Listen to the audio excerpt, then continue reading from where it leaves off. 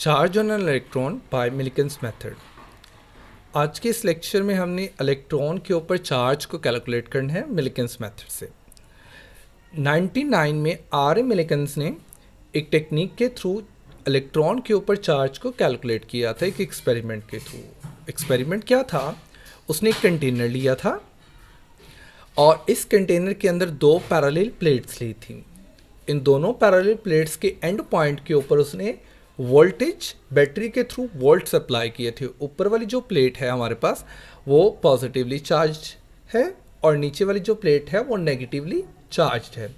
इन दोनों प्लेट्स के दरमियान में जो डिस्टेंस है उसको स्मॉल डी से रिप्रेजेंट किया गया और जो पॉजिटिवली चार्ज प्लेट है उसमें एक होल रखा गया जिसको एच का नाम दिया गया।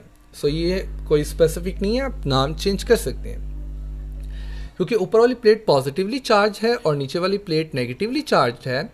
तो इन दोनों प्लेट्स के दरमियान में इलेक्ट्रिक फील्ड लाइंस प्रोड्यूस होंगी जिनकी डायरेक्शन पॉजिटिव से नेगेटिव की जानिब होगी। सो जो हमारे पास इलेक्ट्रिक फील्ड इंटेंसिटी है फिर वो क्या होगी, क्योंकि दोनों प्लेट्स के दरमियान में इलेक्ट्रिक फील्ड लाइंस है तो इलेक्ट्रिक फील्ड इंटेंसिटी फिर क्या होगी इन दोनों प्लेट्स के दरमियान में। तो जो इलेक्ट्रिक फील्ड इंटेंसिटी का फार्मूला है वो हमने पढ़ा था कि E बराबर होता है V/D के। इसको मैं इक्वेशन नंबर 1 का नाम दे देता हूँ। ये जो हमारे पास कंटेनर है, इस कंटेनर में हम एक एटॉमिज़र के थ्रू ऑयल ड्रॉप्स को स्प्रे करते हैं। इसमें से एक ड्रॉपलेट इस H होल से एंटर होगा और दोनों प्लेट्स के दरमियान में सस्पेंड हो जाएगा। हम एक माइक्रोस्कोप के थ्रू इस ड्रॉपलेट को ऑब्ज़र्व कर सकते हैं और हम इसको ऑब्ज़र्व करेंगे इसकी मूवमेंट को। ये जो हमारे पास ड्रॉपलेट है इन दोनों प्लेट्स के दरमियान में सस्पेंड हुआ है। वजह क्या है? जो ग्रेविटेशनल फील्ड हमारे पास, जो ग्रेविटेशनल फोर्स है वो भी अप्लाई हो रही है और इलेक्ट्रिक फोर्स भी अप्लाई हो रही है। क्योंकि सस्पेंड हुआ है, हमने माइक्रोस्कोप के थ्रू देखा, तो इट मीन्स जो हमारे पास ग्रेविटेशनल फोर्स है और इलेक्ट्रिक फोर्स है वो दोनों क्या है? बराबर है।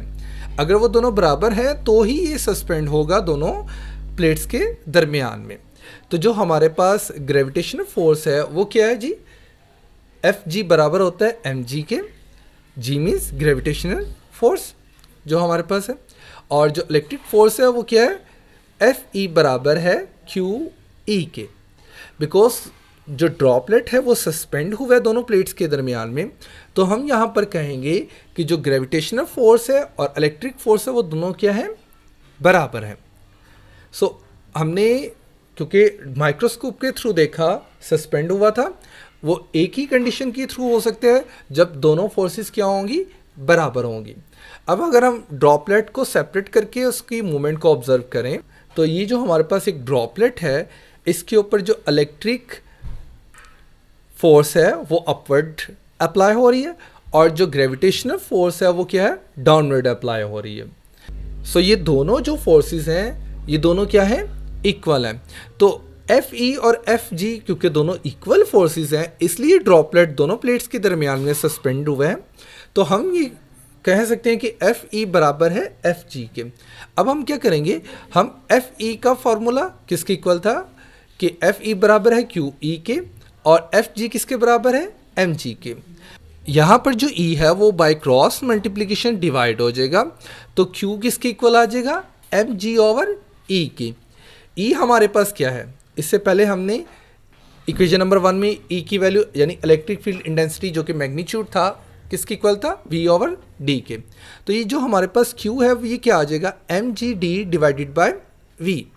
सो ये जो हमारे पास एक फार्मूला बना, इस फार्मूले के थ्रू हम इलेक्ट्रॉन के ऊपर चार्ज को कैलकुलेट कर सकते हैं। जो ड्रॉपलेट हमारे पास है उसके ऊपर चार्ज को कैलकुलेट कर सकते हैं।